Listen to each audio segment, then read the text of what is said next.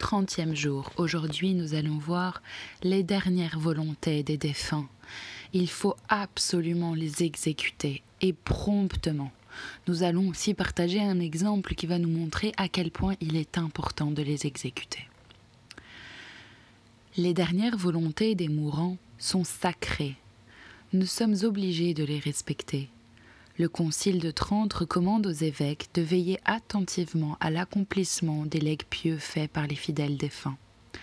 D'autres conciles vont jusqu'à priver de la communion ceux qui s'approprient les dons des mourants ou qui diffèrent d'accomplir leur dernière volonté.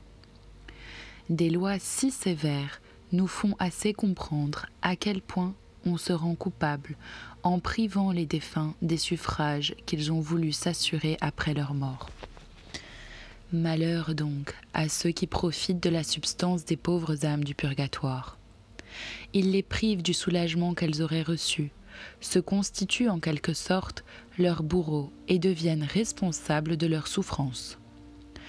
Dieu ne les absoudra pas facilement, qu'ils le sachent bien, et le jour viendra où il leur demandera un compte rigoureux de ces injustices qu'ils ne songent pas même à se reprocher. Ils seront probablement punis, même dès ce monde, par des châtiments temporels, et qui nous dira la longueur et la rigueur des peines qu'ils auront à endurer dans l'autre. Âmes chrétiennes, réfléchissez. Vos parents, vos amis, vos bienfaiteurs, ne vous ont-ils pas fait en mourant de pieuses recommandations ? Ne vous ont-ils pas demandé de vive voix ou par testament des prières et des messes ? Ne vous ont-ils pas au moins supplié avec des larmes de penser souvent à eux devant le Seigneur ?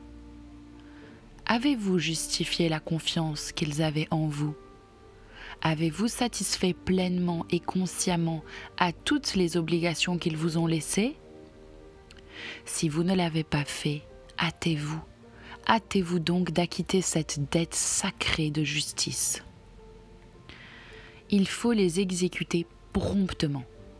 Non seulement il faut accomplir avec fidélité les suprêmes volontés des morts, mais on doit le faire le plus tôt possible, afin de ne pas priver ces âmes du soulagement que leur obtiendront soit des messes qui seront célébrées pour elles, soit des dons aux nécessiteux, en prenant soin de les engager à prier pour leurs bienfaiteurs.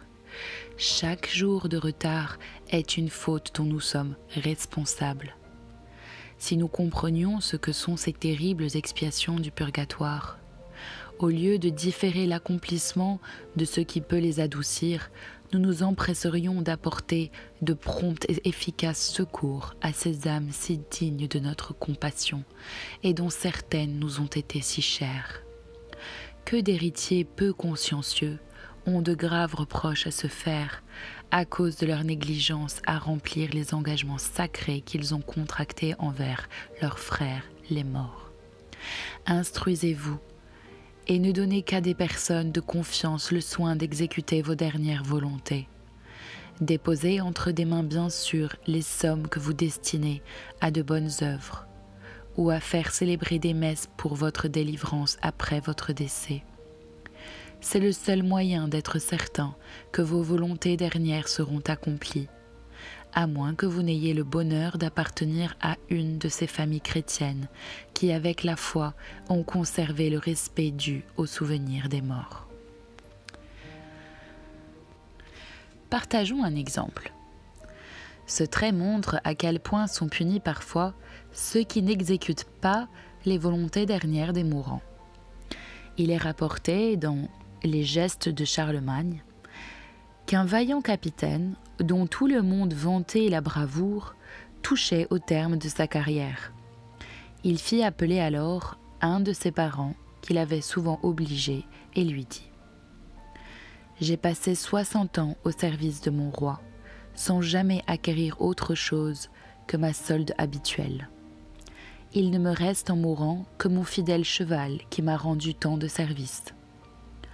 Quand j'aurai rendu le dernier soupir, vous le vendrez et vous en donnerez le prix aux pauvres pour le soulagement de mon âme. » Le parent promit. Quand le capitaine eut rendu son âme à Dieu, Cet homme, séduit par la beauté et les qualités du cheval, le garda pour lui, sans faire au pauvre l'aumône convenue.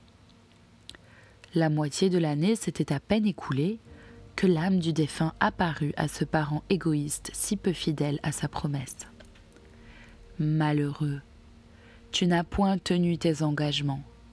Aussi, tu as eu la cause de tous les tourments que j'ai endurés, car mon aumône m'en aurait préservé. Eh bien, sache que ta conduite sera punie par une prompte mort et qu'un châtiment tout particulier t'est réservé. Tu porteras la peine due à tes propres fautes et tu souffriras à ma place toutes celles que je devais encore souffrir pour satisfaire à la justice divine.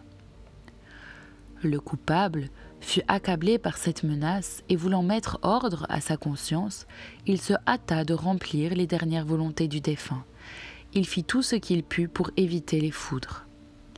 Il ne put cependant éviter la mort du corps qui lui avait été annoncé et qu'il enleva aussitôt après avoir accompli les volontés du défunt. L'injustice et l'ingratitude envers les morts sont détestées de Dieu et encourent sa sainte colère dans ce monde et dans l'autre. Empressons-nous nous-mêmes de réparer nos injustices envers les défunts si nous en avons commis. Prions maintenant. Ne permettez pas, ô mon Dieu, qu'une coupable négligence me fasse manquer à mes devoirs de justice envers les morts. Leurs droits sont sacrés, leurs dernières volontés seront également sacrées pour moi. Je satisferai pleinement à toutes les obligations qu'ils m'ont laissées, et si je puis, je vais accomplir dès maintenant celles que j'ai pu négliger par mon empressement, par mes prières, pour hâter l'heure de leur délivrance. Jésus miséricordieux, Marie, Reine du purgatoire, soyez leur propice, et qu'ils reposent dans la paix du ciel. Amen.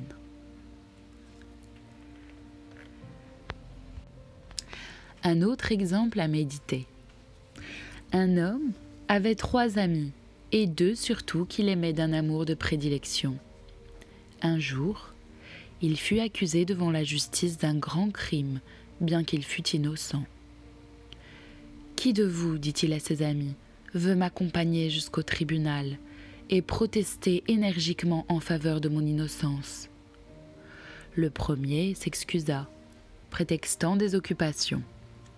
Le second l'accompagna jusqu'à la porte du tribunal. Il s'y arrêta et revint bientôt chez lui tremblant, redoutant la colère du juge.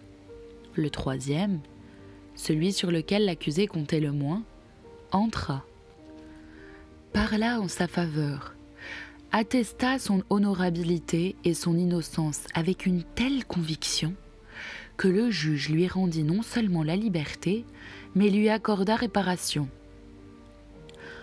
En ce monde, l'homme a 3 amis.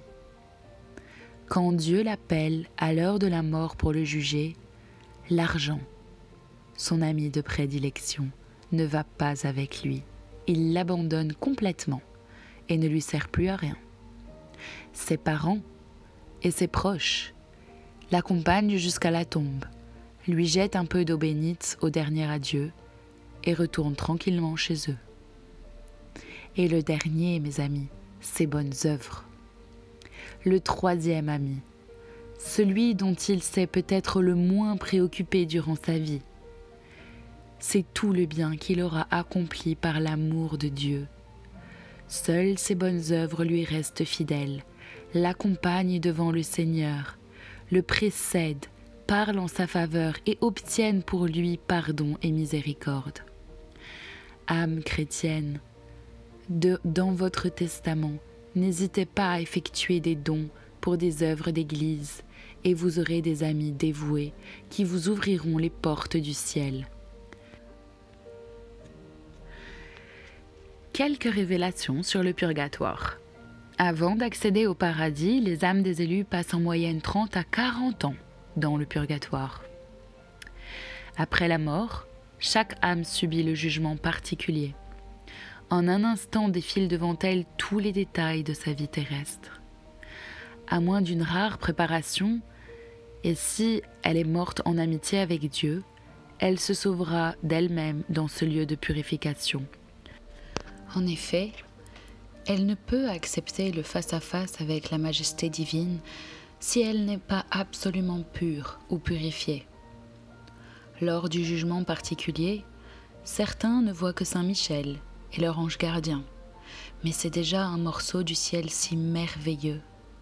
Et l'impatience de jouir enfin de la vision de Dieu et de son paradis se transforme en un véritable martyr. Il est certain que dans le purgatoire, les âmes gardent une forme humaine, et les parties du corps humain qui ont été souillées par des péchés non expiés deviennent incandescentes dans le feu de la purification. Au fur et à mesure de leur purification, les âmes du purgatoire s'élèvent dans les lieux moins douloureux. Il existe 3 étages dans le purgatoire, et à l'intérieur de chacun, de nombreux degrés. Le purgatoire inférieur, ou le grand purgatoire, est très proche de l'enfer. La différence avec l'enfer est que l'âme ne se révolte pas contre Dieu, elle ne désespère pas, elle ne souhaite pas son malheur aux autres, au contraire. Elle remercie Dieu de l'avoir sauvée malgré ses fautes et elle prie pour ses proches, pour qu'ils se convertissent.